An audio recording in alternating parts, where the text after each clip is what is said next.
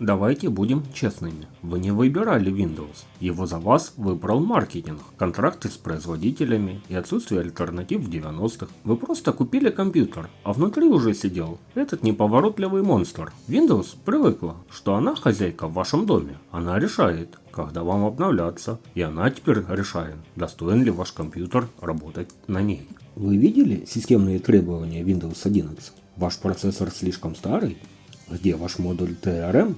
Microsoft просто взяли миллионы отличных рабочих ноутбуков и выкинули их на свалку истории одним обновлением.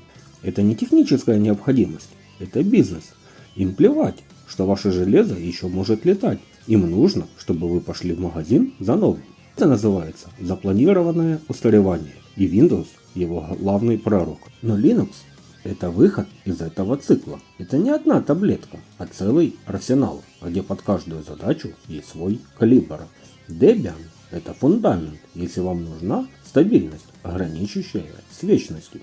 Arch Linux — это передовая. Хотите все самое новое и готовы знать свою систему до последнего винтика? Arch даст вам это. Alpina Linux — это маниакальный минимализм. Система, которая помещается в спичечную коробку. Void Linux — это набор пустоты, чистый инструмент, который ты заполняешь сам, без лишнего мусора в фоне. Bodhi Linux — реанимация, если железо едва дышит. Bodhi выжмет из него все для комфортной работы.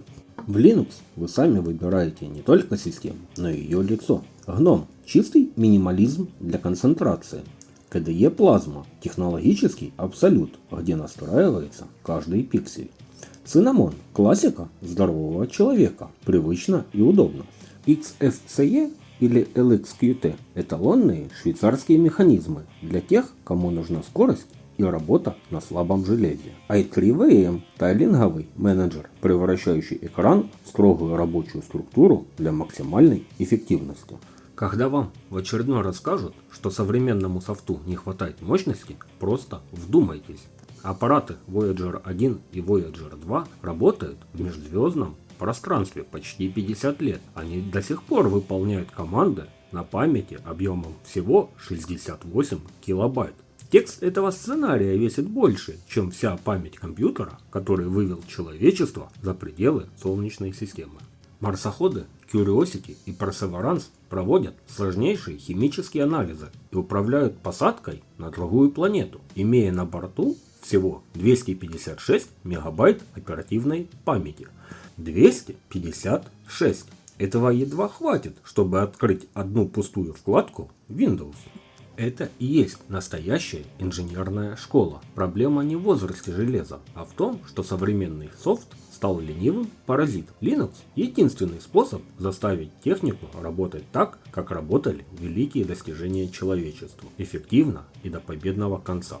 Пора перестать быть заложником маркетинговых циклов. Пора вспомнить, что оптимизация — это не опция, а обязанность. На этом канале мы будем разбирать, как возвращать контроль над технологиями и использовать их потенциал на 100%. Добро пожаловать в мир рационального железа. Вскрываем оболочку. С вами был ID90.